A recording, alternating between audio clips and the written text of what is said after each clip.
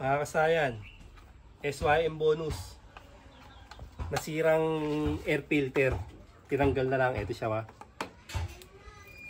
wala na yung air filter niya, kasayan. Tinanggal na lang. Ang ilalagay natin dito, kasayan, na pamalit sa air filter, pang matagalan na. Pang matagalan yun ang magagamit. Kagaya ng ginawa ko sa XRM 110. 2007, pinalitan ko siya ng pamalit sa air filter. Ngayon 2025 na, okay pa rin. Ito siya, kasayan, Ito siya, kasayan, Yung iba ang nilalagay nila ay POM.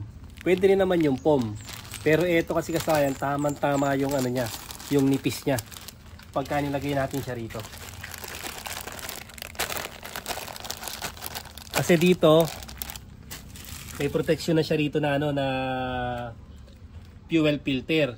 Dito naman para sa hangin, maganda yung pasok ng hangin para hindi mabibitin sa takbo, tsaka hindi dudumi yung ating karburador. Automatic yung karburador natin tatagal at hindi siya mapapasukan ng dumi. Bali ito, ang gagawin lang natin dito, gugupitin lang natin siya, iuhulma lang natin siya na na ganito.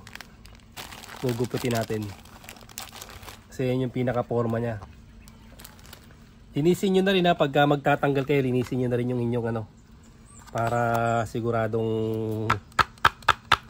okay na okay. Meron na itong pinaka-kanal.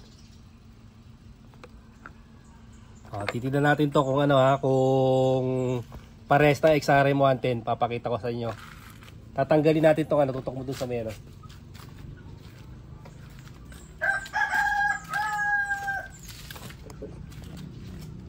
Ito 2007 pa yung napalitan. Ngayon 2025 na. Tatanggalin namin yung 4 na tornilyo Papakita namin sa inyo yung yung ginamit natin dito. Ito na, kasi tanggalan natin 4 na tornilyo para makita natin kung paano isusukat Tapos tatanggalin na natin. Ito kasi dito tayo.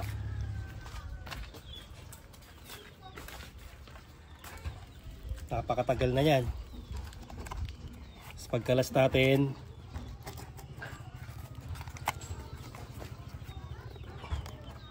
walang nagiging problema sa ating carb kahit replacement lang yung ating carb. Ayan siya, kasayan Ay, magkaiba kasayan Uhulmahan lang siya, papasok niya siya. Ngayon ito mas malaki to. Kaya tamang-tama sa kanya na malaking Scotch Brite. Guguputin natin to. Patay sa XRM, magkaiba sila Magkaiba sila ng Ayan siya, kasi nasasala niya yung mga dumi. Tapos dahil na tanggal na natin, diretso ko na rin ito lilinisin. Kaya mga nasasala niyang hindi makadiretso yung mga dumi. Kaya malinis yung ating carb. Hindi natin kailangan mag-cleaning. Malinis yung papasok na hangin. Maharang ng fuel filter yung dumi ng tangke.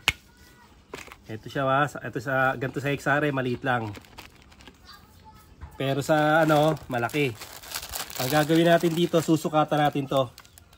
Pag susukatan natin to na katulad nito. Ito na, kasi naihulma na natin Malaki yung sa SYM bonus Sa XRM, ito siya. Maliit lang. Dahil nasa 17 years na siya o 18, 2007. Nagkaroon na siya ng spacer Sobrang init, yan Pwede na siyang palitan. Sobrang init, parang lumiliit siya. Ayan siya, kasayan ganyan lang yung gagawin natin. Tapos paano natin?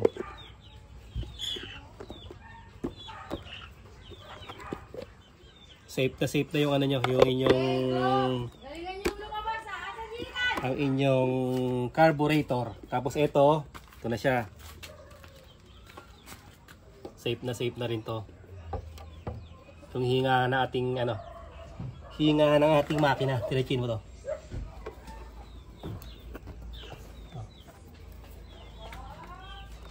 papunta sa makina. Ito. Yung hose. Tingnan mo yung hose. Yan, diretso yun yan.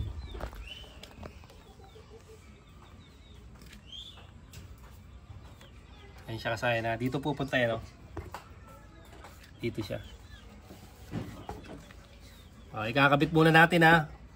Kakabit muna natin, saka natin iti-testing para makita nyo na swabing-swabe. Walang kapugak-pugak to. Hindi kayo mabibitin sa overtake dito. Tara kasaya, no? Para hindi kayo mahirapan kasaya, ganyan yung gawin nyo bago yung takpan, ha. Kasi pag tinakpan nyo agad, mahirapan kayo maglagay. Kailangan ganyan muna yung forma niya. Bago nyo ilalagay yung ano, yung pinakatakip niya.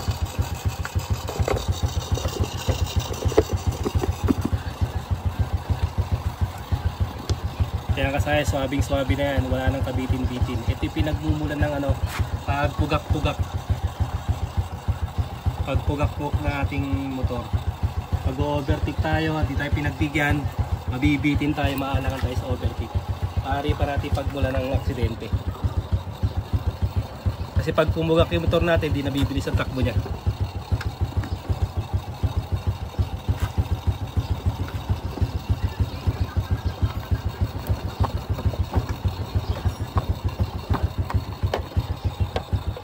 Kaya iba tinatanggal to kasi pag nagpapalit ng carb.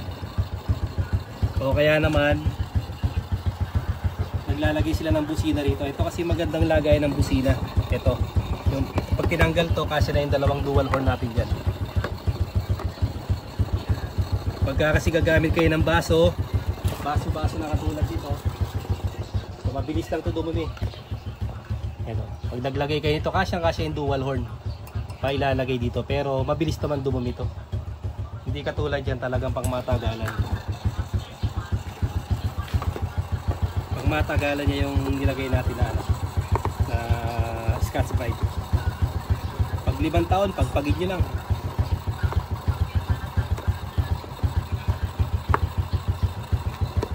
Pwede yung basahin, pwedeng pagpagid lang, punasan nyo lang ng basa, okay na. Para malinis na gasolina at malinis na hangin na papasok, safe na safe yung karburador natin. Tayo mamumblema sa karburador. Pang matagalan yung karburador natin, kahit gantong katulad yan na replacement lang, mamumura yung carb lang.